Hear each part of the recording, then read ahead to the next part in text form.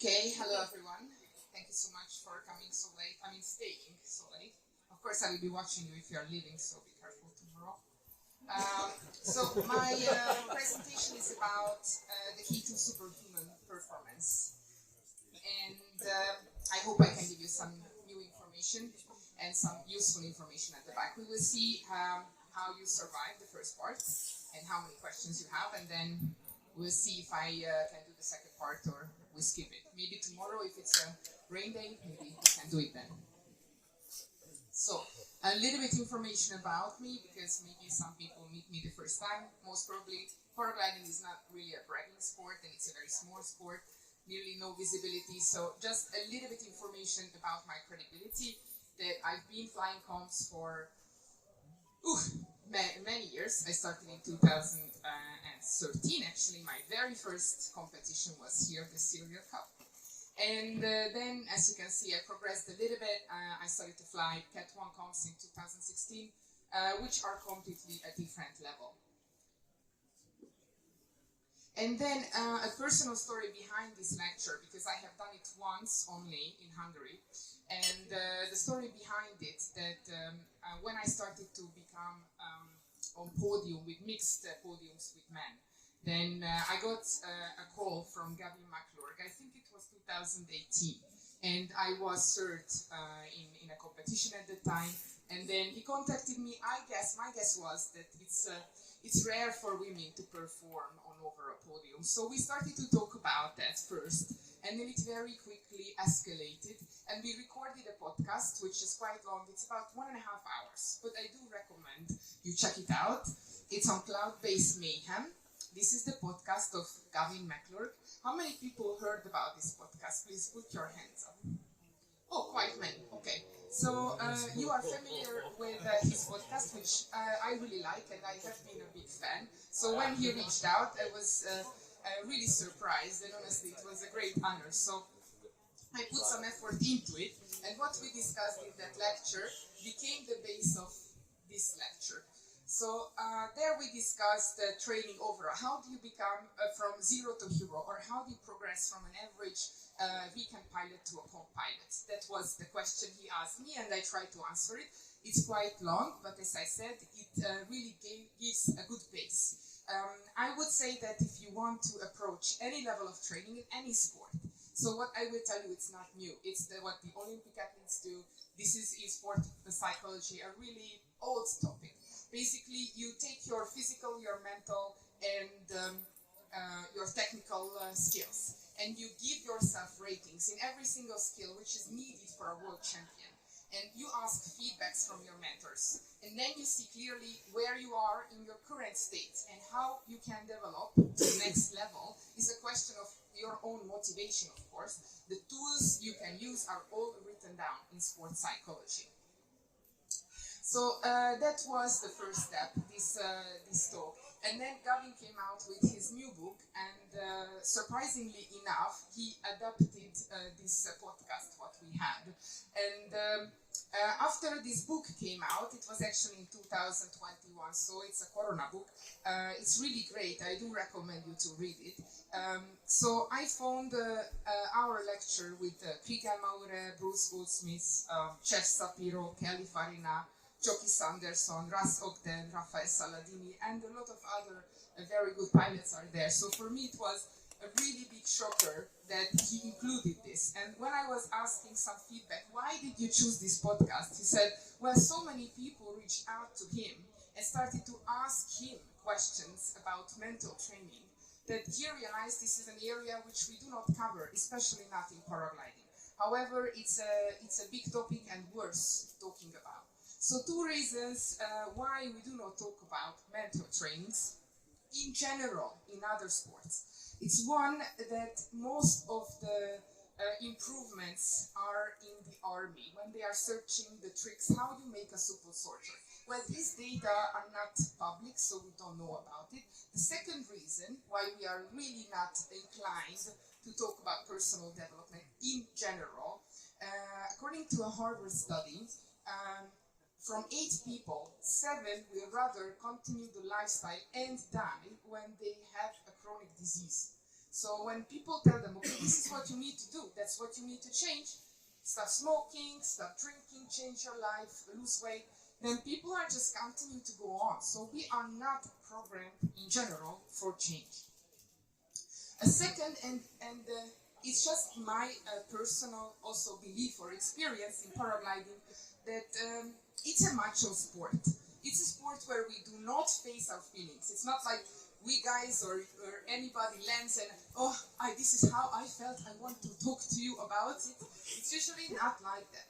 So when we have a rough experience or anything in the air, we are just like, oh, it was not so bad. And well, overall, I would like to tell you something. I don't know how many of you heard about the flow theory before. Please hands up if you know this theory. Okay, great. So there is a Hungarian psychologist called Csikszentmihalyi. He became famous in the 70s with his theories searching the optimal performance. Or actually it was the first time when people were looking into positive psychology. They were not searching what's wrong with you, but how you can become better at what you do. So that started in the 70s. And according to his theory, now I'm going to use this thingy on the pointer. Thank you. So there are two axes. You see there is an X. Okay. That's the skill. And these are the challenges. So when you are starting in anything, especially paragliding, you are pretty much here at level 0, right? So your skills are nothing, and then you decide, okay, I'm going to go out to the hill, you appear there, they give you the gear, and then ta-da-da-da-da, the challenge goes way higher than what you know already. So you are in the anxiety zone. Everything is new to you, it's a shocker, it's not comfortable. But once your skills are developing, and the challenge is not getting bigger, it's just like reach soaring, then you will find yourself very quickly in this area, which is boredom. So once you already know some level of skills, your job is to find the optimal zone between skill and challenge. And throughout the whole paragliding career, that's going to be the same goal for you. If you can find your way of flow and progression, you always are seeking to learn something new, then basically you are jumping between anxiety and boredom. It's normal. So once you accept this theory, you face the reality that anxiety will never go away. Never. It's a part of progression, and it's completely healthy to look into it and to face it. If you sometimes run into anxiety or fear, that's just your natural immune system, your mental immune system telling you to stop, because you will die here if you continue doing this. And why it's unhealthy to switch this off? Because once you stop feeling anything, that's normally, if you look at extreme sport athletes, when they get very serious injuries, or they actually also can die. Do you know Jack Corliss? Anybody knows Jack Corliss? Somebody? Oh, great. So, what is he famous of? Okay, so very crazy wingsuits. Yeah. So you probably heard, 2 or 3 of you who know about him, that he had a near fatal crash. And then they did a video with him. It was a Red Bull video, very, very short one, but amazingly precise. And he says himself, the reason why he crashed, because he lost fear completely. So he didn't measure distances as he should have. And that was the biggest mistake according to him. So, will we ever lose the fears we have? Most probably not. And how I progressed, I realized after 17 years, my fears are exactly the same when I was a beginner, just the gradient, the steps are different. Am I afraid that I will crash and mess up a takeoff? Yeah, sometimes I do. I mean, not every time. But I can give you an example. In China, when I was at the World Cup, the wind was so strong, 25 k's, sometimes 30, that they were stopping the start. And then 4 people are hanging there, getting my glider down, and I'm there, looking behind me, and there is a cliff behind me, and then I hear ta-ta. So I look up, and Goran Dimishkovsky is holding my glider, just gets the radio off, says, "Preserve!" and then puts the radio back, and this guy just crashes behind, and then he says, "Okay, you're ready to go?" And I'm like, I'm not sure about that. So these kind of stories Am I afraid of crashing? Of course I'm afraid of crashing. When we are pushing full bar next to rocks, that's sometimes crazy, especially if it's turbulent. Am I afraid of mid-air collisions? Yes, sometimes. I had a mid-air just 3 weeks ago, first in my life. A guy just crashed into me, body to body at an Italian championship. I got twisted like crazy, so I had to deal with that. The horizon was going up and down. I had to just control everything with the brakes and untwist and go back on the bar and full bar. And that's way of paragliding. Not always, but sometimes. So, am I afraid of other things? Clouds, yes. So, if you think about it, my fears are not like when I was a beginner. But the fears are exactly the same. As I said, the gradient is different. Because now, with more practice, of course, it's a bit, I have more, how to say, experience. However, so my fears are the same, nothing has changed. What's the difference between me and the beginner? I think that my tools are the exact difference. So when I come and I face something, I have a tool set, I know exactly what to do to calm myself down and deal with my emotions. And that's the point of my whole lecture, which I would like to present to you. I would like to give you some ideas maybe, bread for thought.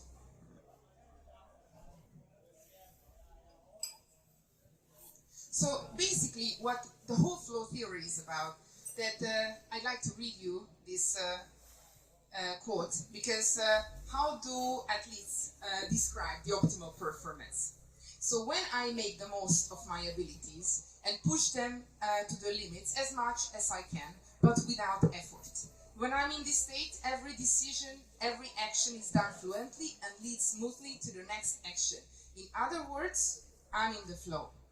So why is flow so important? Because scientists believe that behind every gold medal or every achievement, every scientific discovery, there is this specific mental state where you are completely immersed in what you do. It makes you happy. You are completely dissolved in the activity. Everything just works and time disappears. Probably I don't have to introduce you this mental state because you have all experienced it before. So the most important fact about flow, it creates a very, very strong internal motivation. Increases your performance even up to 500%, according to scientists. It halves your learning time. And people who experience the flow are the happiest people on earth. So, some neurochemical background for you. So, as I said, this is a very special state of mind. According to science, this is the most addictive human experience. And I like to tell you why. Because our brain creates 5 neurochemicals at the same time, pumps into your body. These are well-known chemicals, however, they never appear at the same time. Only in flow do you get these 5 hormones at the same time. So what are these hormones? The first is norepinephrine. It increases your focus, speeds up your muscle response time, and increases pattern recognition. Dopamine, you probably also heard about it. It does pretty much the same, increases your focus, speeds up also muscle response time, and links similar ideas together.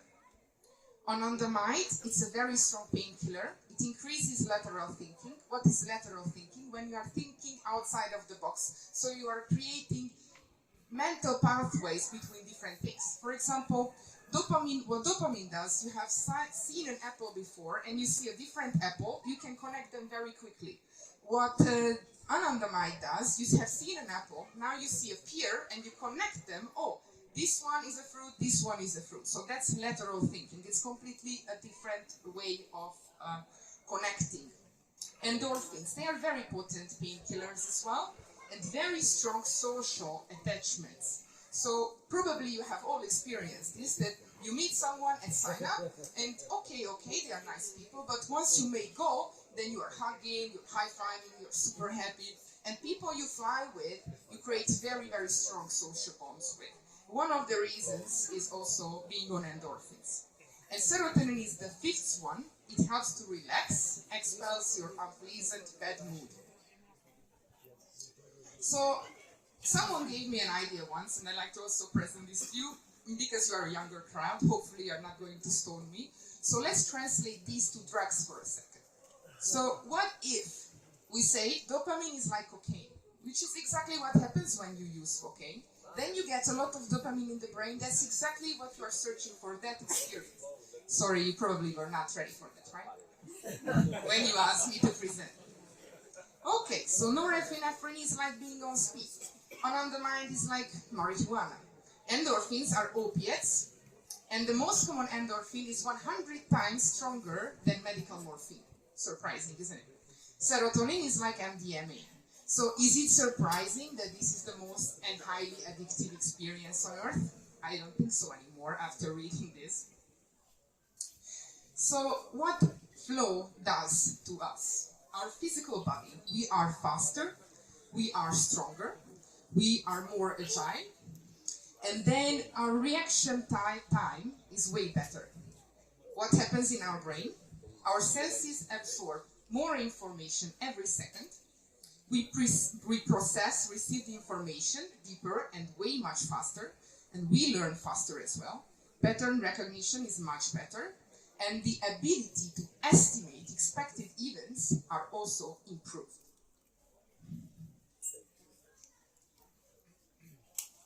Right. So how do we get to the 500% performance? And what about extreme sport, at least, of course? So when we talk about progress in any sport, normally any sport is governed by evolution, right? So running in the last 2,000 years, we created a bit better bodies by better nutrition and so on, better training techniques, but there is a limit how far we can go. What about extreme sports? Well, it's a completely different game. So let's look at surfing, for example. Surfing is there since 400s after Christ till today. And for a very long time, surfing a 6-meter wave was the maximum what people could imagine. So that was the ultimate goal. How much do you think this wave is? 50. 30. That's a shocker. That's actually Gareth McNamara in Portugal in 2011.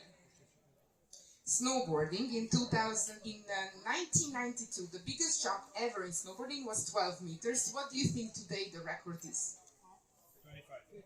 25. Very close to 60, it's actually 70. Rock climbing, just some examples. There is the El Capitan in the Yosemite National Park, which is 880 meters tall. And some years ago, it was climbed in a couple of days. And then Alex Honnold climbed it without a rope. And there's a really great film about it. It's called The Free Solo. How many hours do you think it took him? So the first attempt was days. Yeah, many people. So the film is below actually 4 hours. So that's crazy. So extreme sport athletes are really great hackers of performance enhancement. That's not a surprise. However, when you look into training in business development, many times it's also used, these type of techniques. I will just briefly mention, we do not have time to train you today, but maybe it gives you an idea. So a really great CEO, when in flow, works on Monday, and then Tuesday to Friday off. Because what's the point of working every day when you can complete everything in a day? Which is surprising for most of us, because according to, I think it was also an American study, most of the people actually experience flow only 5% in their whole entire career. And the reason I think it's simple, because there are so many distractions in every day. You go into the office, so many things happen, so much information you receive, that being really immersed in one activity is nearly impossible. Okay. So, some thought again, the 10% brain myth. I don't know if you heard about this before. Do you know the 10% brain myth? Okay, so the hypothesis is, because Science already mapped the brain, and we know that we only use 10% of our brains. So if we are in this super state, we are our own best version of superhumans, then isn't it logical that maybe more than 10% is activated in our brain? Wouldn't be what we think of? Well, actually, according to science, it's false. We are not using more of our brain, but actually less. So how is it possible? Well, our whole body mass compared to our brain is only 10% of our entire body mass. However, when you come to energy consumption, then the brain eats 20% of your energy. So probably after a very difficult task, when you land and you feel like, oh, I'm dying, but what did you do? You know, you were just flying. A friend of mine actually brought the girlfriend once to take off. It was in Kobala some years ago, I remember. And the girlfriend came to me in the evening and said, I'm so happy I came because I see what you are doing now and I'm very happy to let my boyfriend go because you do nothing all day. You are just laying on the grass and then you are like complaining about the weather. You go to fly 2 hours, you arrive to go, you drink a beer and you go to sleep. So what makes us so terribly tired though? Well, conscious processing is super slow. It's extremely energy consuming. It's eating most of our energy. So our brain chooses the least resistance when we need to make a decision. What does it mean? You get a very difficult task in front of you and you try to find a routine. You try to find something you can connect to what makes it simple for you. So you are not programmed, we are not programmed to be super creative and try out new things. Our brain tells us to simplify it, go for the routine, because it's just so damn energy consuming. However, our subconscious mind is super fast and very, very energy efficient. So in flow state, we switch from conscious to subconscious processing. This is the reason why we lose the sense of time, because the frontal cortex and the conscious mind is what creates the sense of time. This is why we lose the built-in Woody Allen telling us, don't go there, don't do this, oh maybe you will fail, don't try this, don't paint, don't even try that. So basically our inner critique is also a subconscious mechanism. Sorry, it's also a conscious mechanism. So when you let yourself be governed by the subconscious, it doesn't have this critical thinking. So it lets the creativity to flow freely.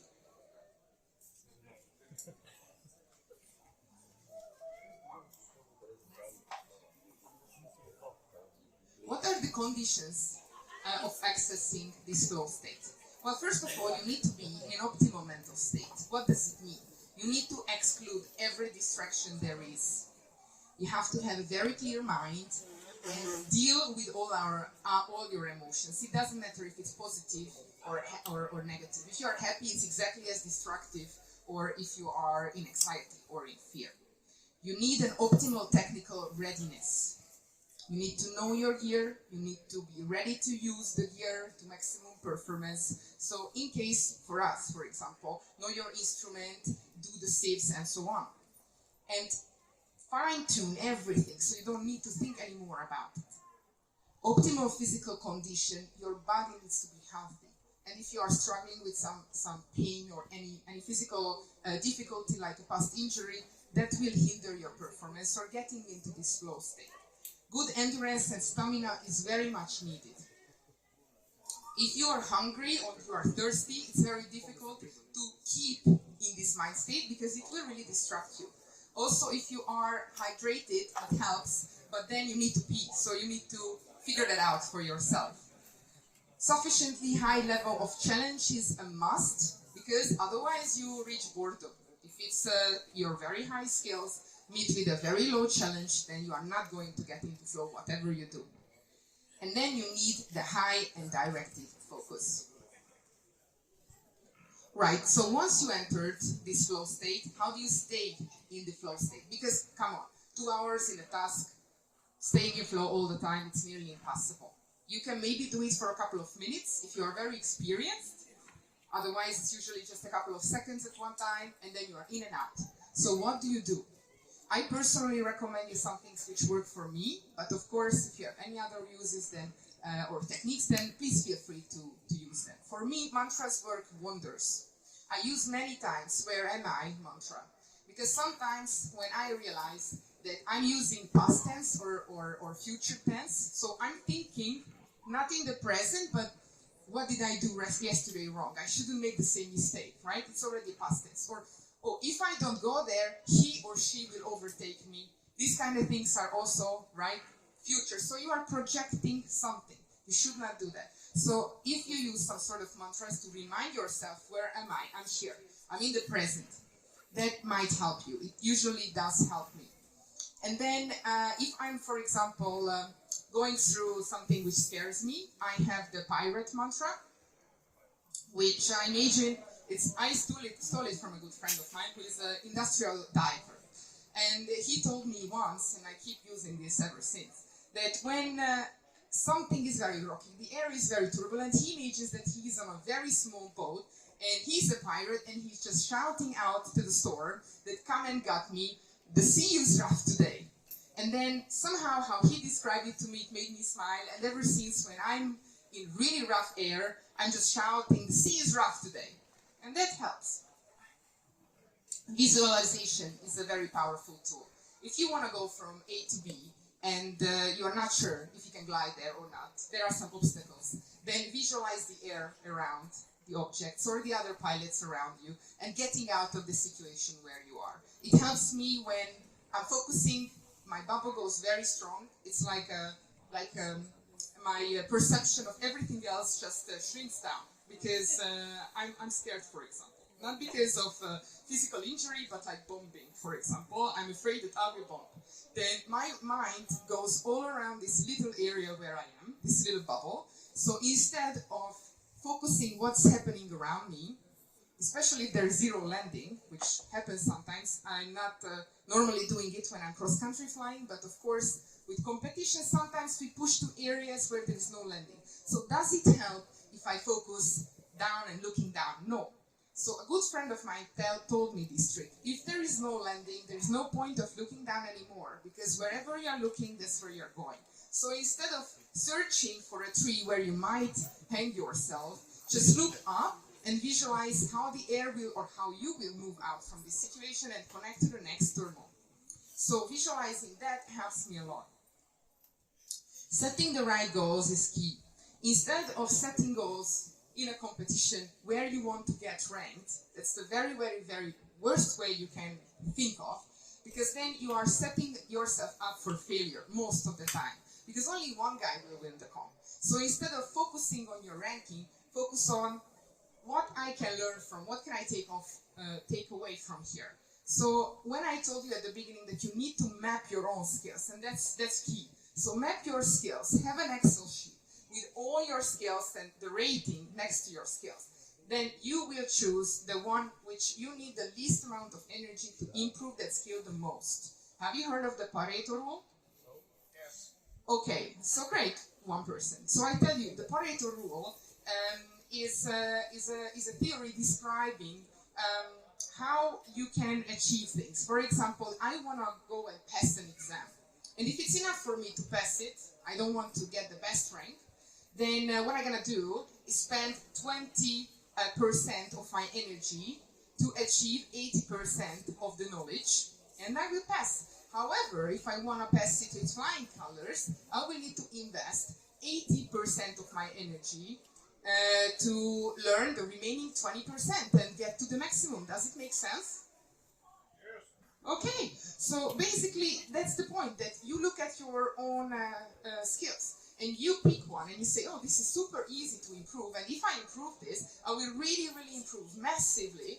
And then I really recommend all of you to have a little notebook, and in every competition, write down, or after any flight, just write down one thing you have done right and one thing you have not done correctly, something you want to improve it.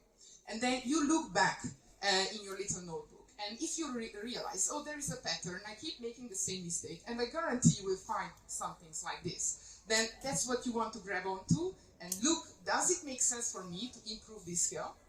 And if yes, then that's what you want to start with. So setting the right goals is key.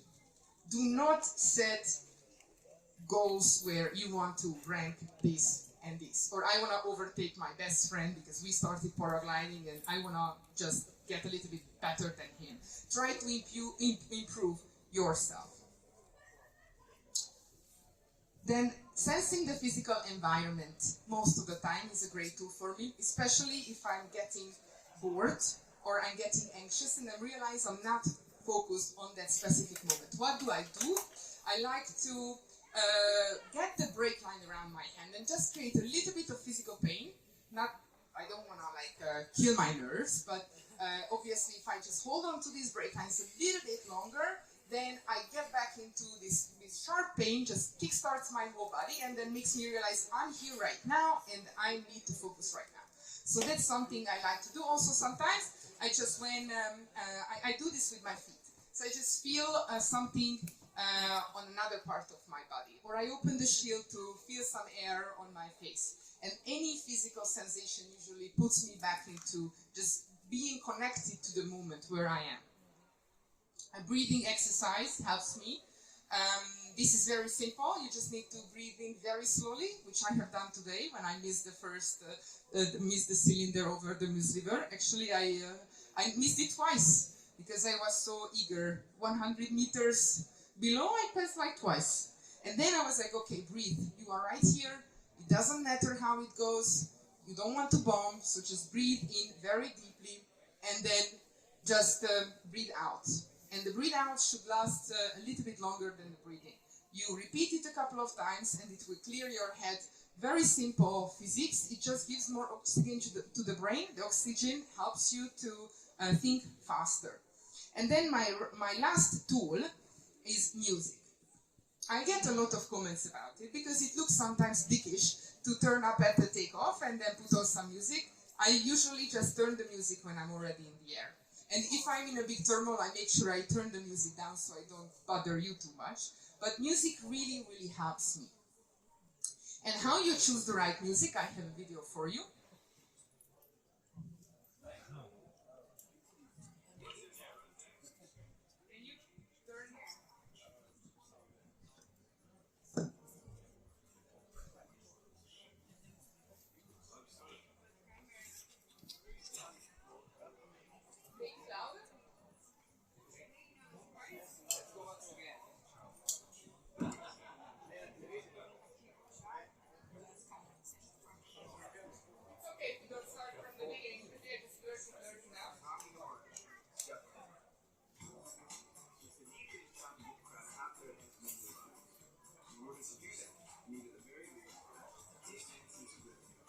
You guys hear it?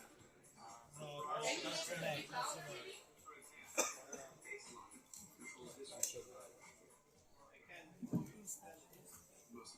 No?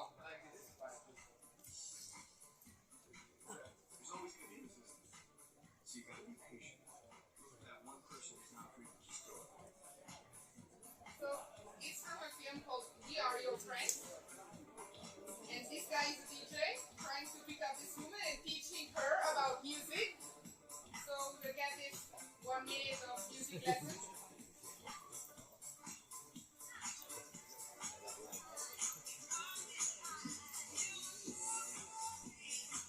Next you want to zero in on their heart pace. I like to start them off at about 120 beats per minute. That's equivalent to the heartbeat of a lone star.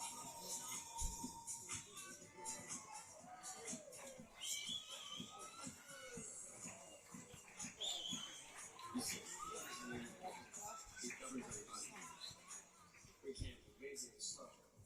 About 60 beats.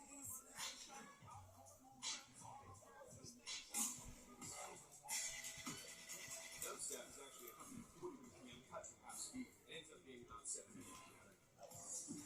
House is around 110 to 130 BPM. Then there's hardcore.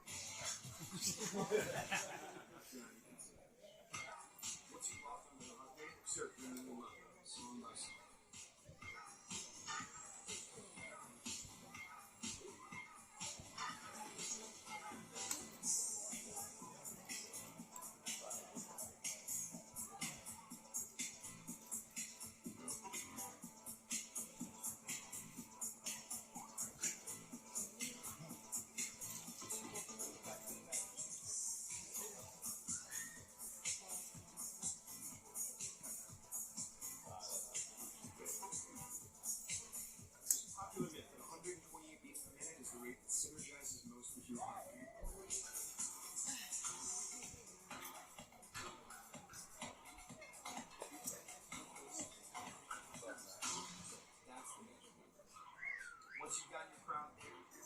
controlling their entire circulatory system.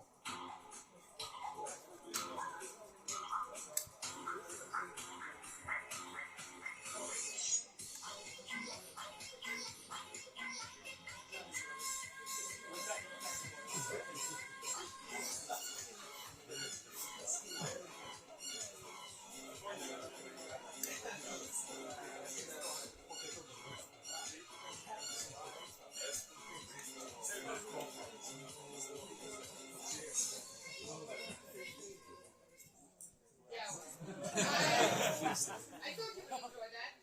So, guys, when it's so late, I think it's always good to have something exciting and fun in the middle. So, unfortunately, our guys didn't end up very happy, but we might if we use the right music. And I use very similar BPM as it was presented at the end. Sorry, I will just come back here. I used the similar BPM, 125 to 27, something like that. And the reason for that, because I can use this music very well when I want to stimulate myself to work or run, for example. And I have tested it several times. This works very well for me. And I just picked this video so I could also make you smile a little bit. So one reason why music is great in any mental activity, because it's a serious stimulant. So I think you have all seen in any film, probably it was in Rocky, I'm not sure, when before the guy was going out to a fight, he was listening to music and airboxing, getting into the mood. So it's something like this which often happens to me. I mean, it happened only once I was airboxing at a takeoff, but sometimes I don't feel like flying, and especially on days when the weather is really shit. When I decide, okay, it's not a day I would normally go up to fly at all, because it's unsafe, or it's not good, but we go up, and they put us in the air, and it's -12, and it's snowing, I'm not happy. And then we had to fly 4 hours that day. Can you imagine how much I hated it? Tears were just running down my face, I was suffering silently behind my helmet. And then after I landed and warmed up and drank a lot of shots, I think I was super impressed. I could push myself into a boundary which I never thought humanly I would ever do. So music sometimes helps me personally to push through times which I'm not exactly in the mood to fly, or I'm not in the flow. Sometimes when I'm anxious, it's a great stimulant, and it switches that flip, because when you are anxious or in fear, you cannot also be happy. It's very simple, right? So if you stimulate your brain and you tell yourself by humming or singing or listening to music, I'm actually relaxed and happy, you can trick yourself. I tried it, it works for me. So let's see how we are with part 2. Okay, I have some exercises for you. Question is, how are you guys? Are you still with me, or you want to go to have a beer? Okay, then we'll go on. So, second part, now I'd like to give you just some very simple exercises which might start you thinking about this whole concept I gave you today. So, first one is, I want these guys to start talking to each other, not too loudly. And your job will be to think of nothing. And put your hands up if you already thought of something, okay? So, start.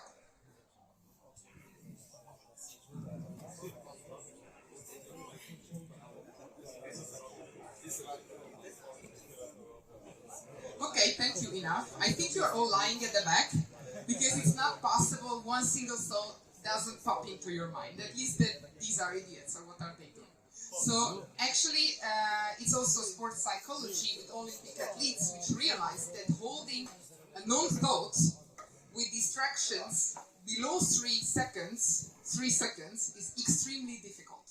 So, very practiced people can do it. Alright, next one. Everybody just close your eyes. There is no noise. There will be no noise. Close your eyes.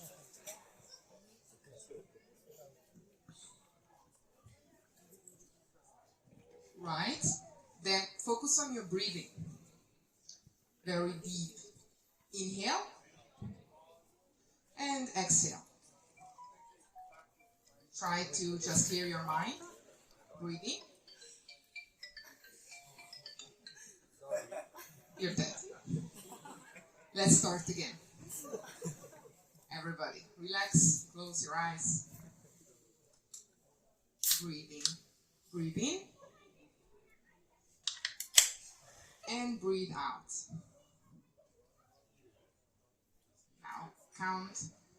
When you are breathing in, count to 4. And count to 5 when you are breathing out.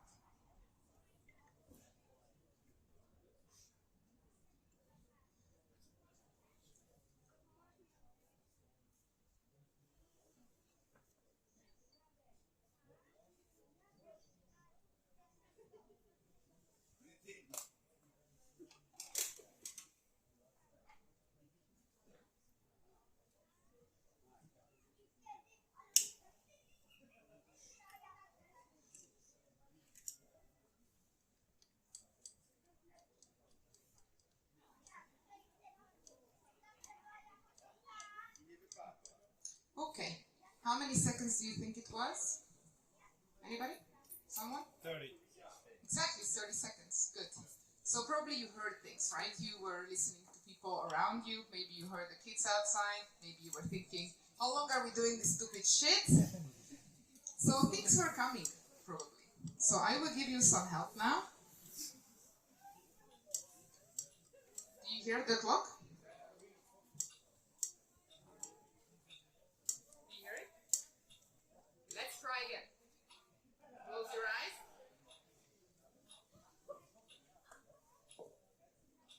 Focus only on the clock. Focus on this noise only. Try to cut everything else out. Nothing else exists. Only the sound of this clock. Focus on breathing in, breathing out.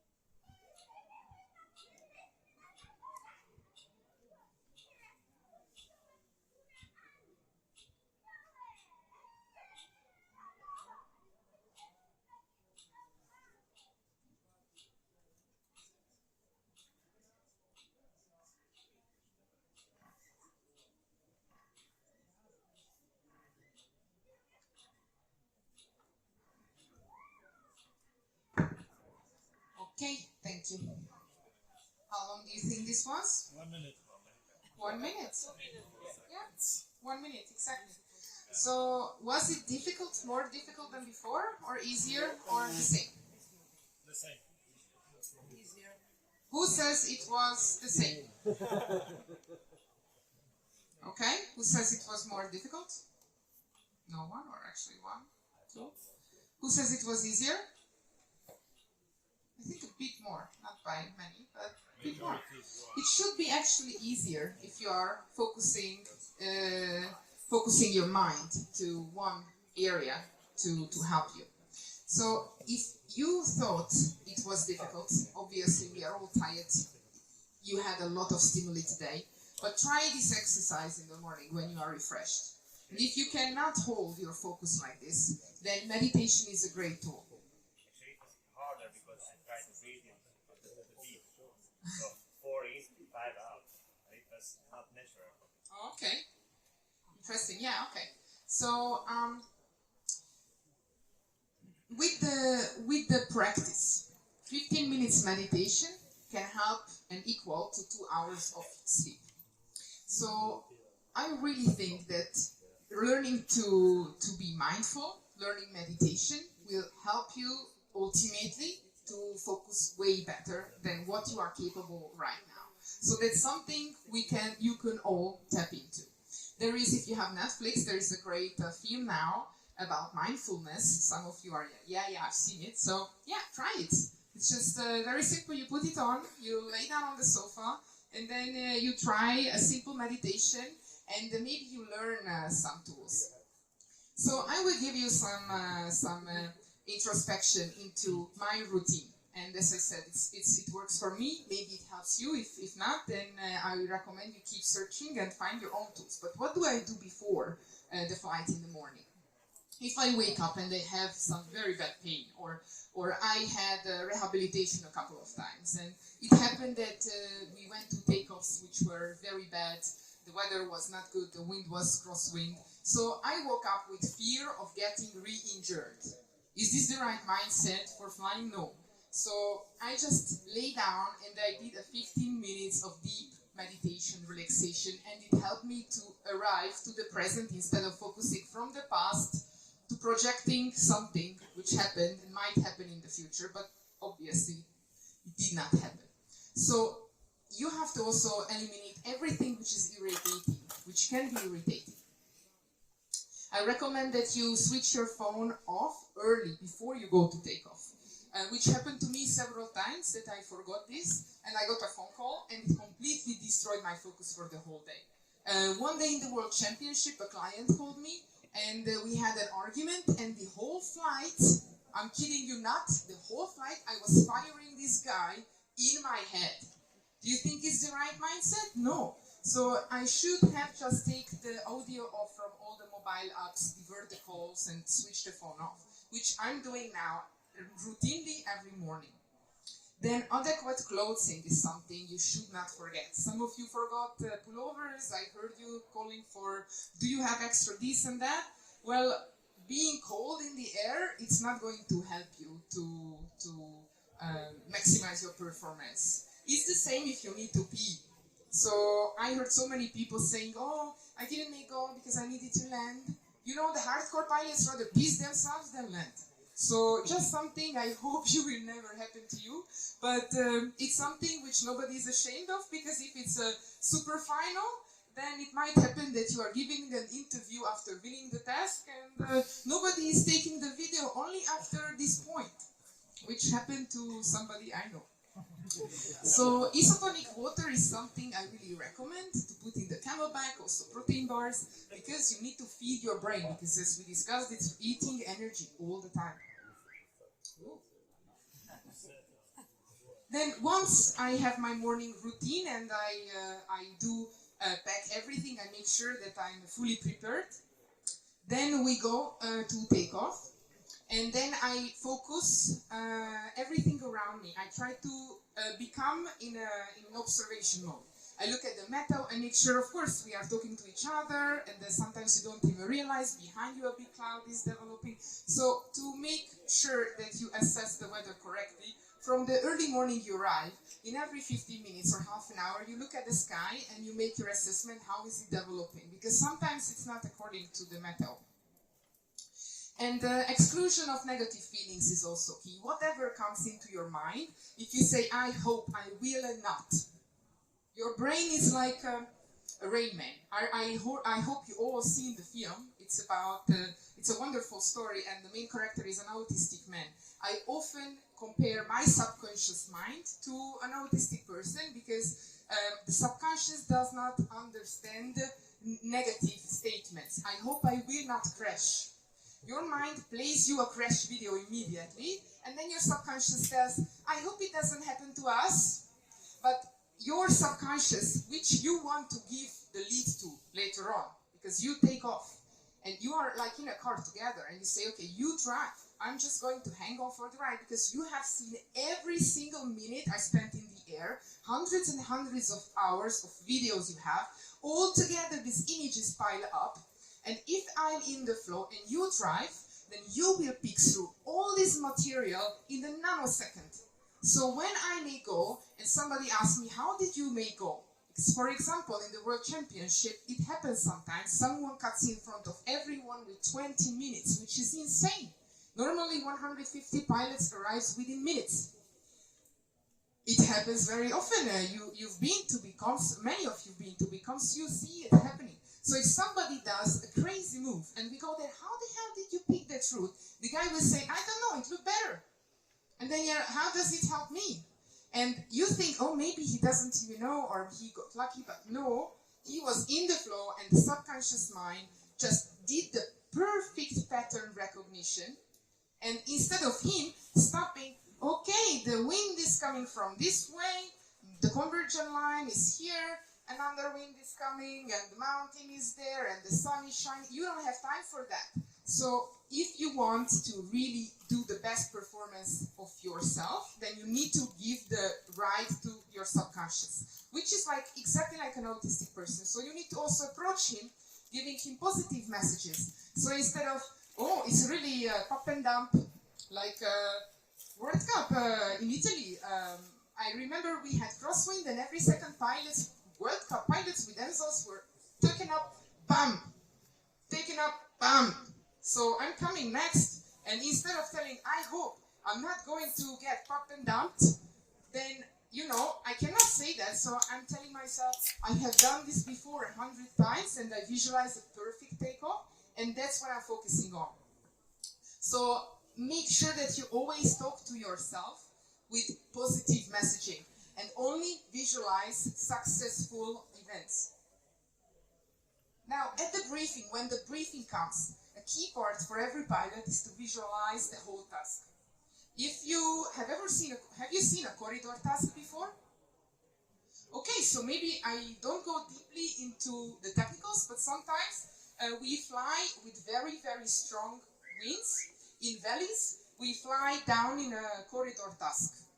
Why? Because obviously doing triangles with the strong wind above 25k, for example, is nearly impossible.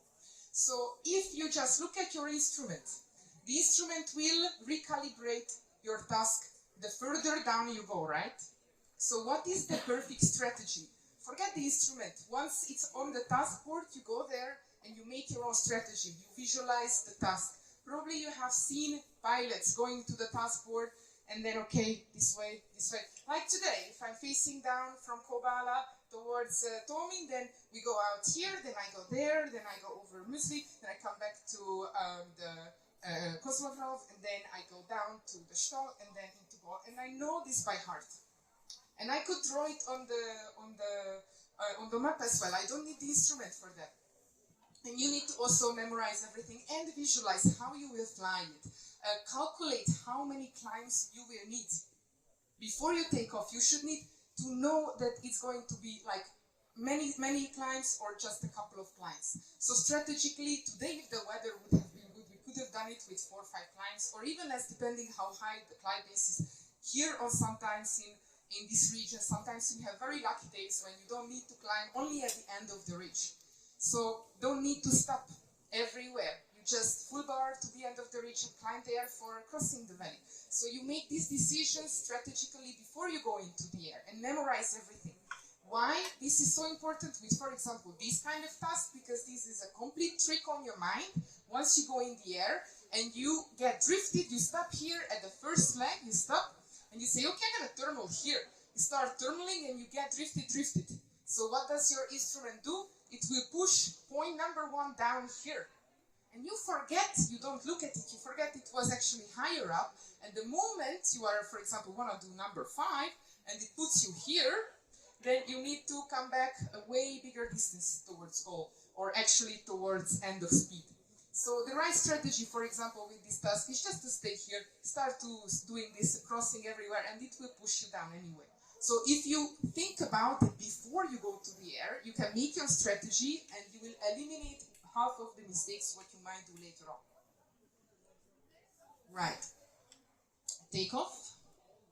So once I'm getting into mood, I have already been to the briefing, then I don't like anybody talking to me anymore. I know it might be rude sometimes. I tell people, listen, I need to now really focus, and I put my gear together, because what happened to me several times, I was getting my harness ready, I was packing my things, people came to chat asking me 100 zillion questions, which I'm very happy to answer, but not when I'm in the prepared mood.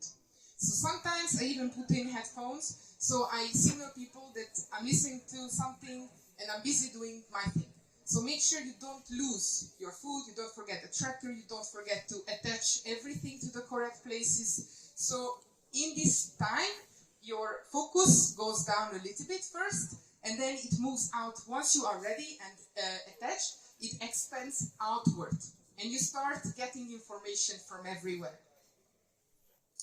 One exercise I like to do, especially if it gets very rough, I visualize my takeoffs, especially if it's like really shitty, as I said, like in Italy it was. Then I have exactly an image like this. I recommend you record one of your takeoffs and you watch it many times until you know it by heart. You could draw this image or this video.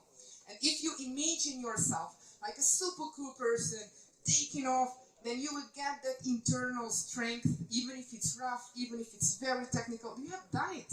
You probably have done it before many times. And you are capable of doing it now, again, with no problem. So these kind of visualizations have a great deal.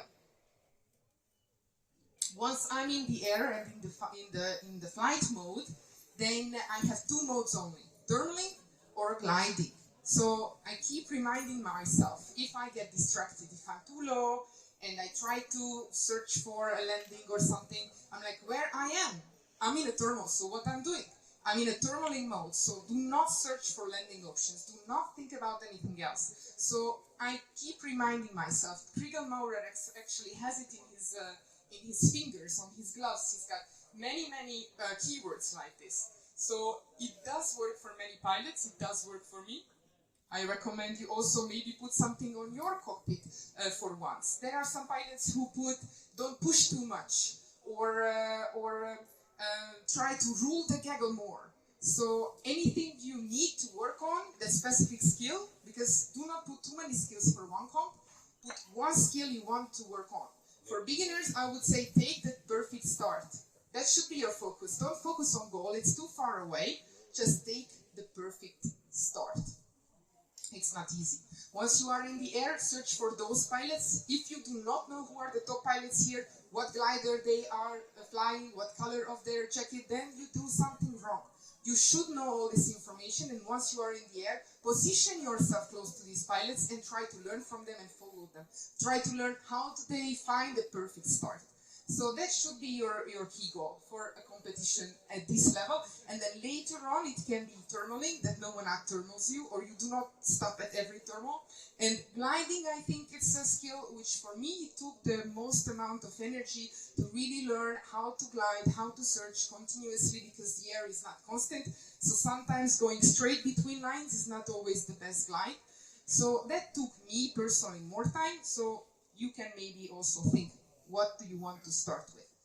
And then another thing, that the most information you can receive, that's, okay, I will start this sentence again. So, Kriegel Maurer said once that probably anybody who goes to super final at the top 20 pilots have the exact same skills when it comes to thermaling, reading the instrument, gliding, pushing the bar, doing sieves, full stall. These are mostly the same. So technically, they are on the same level. Physically, they are all healthy people. They are all in good fitness, and they can withstand 10 tasks right after each other with one break day. So where is the difference? The difference is how much can they use from their actual knowledge what they have. Because once they actually bomb, and you interview them, you ask them, what did you do wrong? Do you know why you bombed today or why you were not first in goal? Most of the pilots know exactly what mistake they did. Isn't it shocking? Everybody knows what they did wrong. So if they already know and we don't need to teach them what they did wrong, then why didn't they do it right when they were still in the air? The answer for that is not easy. The answer, because they were too much distracted with other things, conscious negative thoughts. As I said, leader inside Woody Allen was actually torpedoing their success. They had something going on. And Kriegel says, what I do better, probably than everybody else, is that I can eliminate everything else and I can use most of the knowledge. I can use more the knowledge, what we all share, I can use more of it. That's his success. So when you are in the flight, focus outward, put your focus outside, for example, when you are thermaling, try to, already when you are not in the survival mode, then you try to already think, where do I go next? How do I connect to the thermal after that? Can I glide from here without stopping in this thermal? Maybe the thermal leader, I can just go and catch the third thermal. That's how you jump Gettles. Can I do that? You look at your instrument, you start to calculate the information.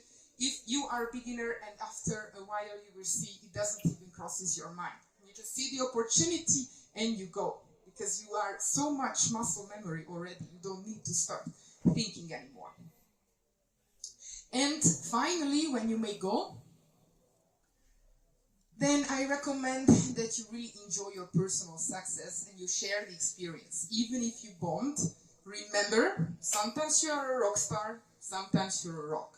It's okay to bomb, it's okay to make mistakes. The more mistakes you make, the more you will learn. Don't think that a newborn bird flies out of the nest and immediately goes up. No, it's going to go down. And then it starts learning. So you learn more by making more mistakes. So allow yourself to bomb as often as possible. Push, try new things. Don't be too conservative with your strategy. Sometimes it's okay to try and it's okay to fail. Because if you made goal yesterday and you didn't make goal today, you are not the worst pilot. You have the exact same skills. You just were not lucky today and you learned something out of it. So, summary. How to be superheroes. First of all, learn to manage your fears, your anxieties, and your boredom in the air. Set the right goals. Eliminate the distractions and experience the flow. And I have a video for you at the end, if it plays.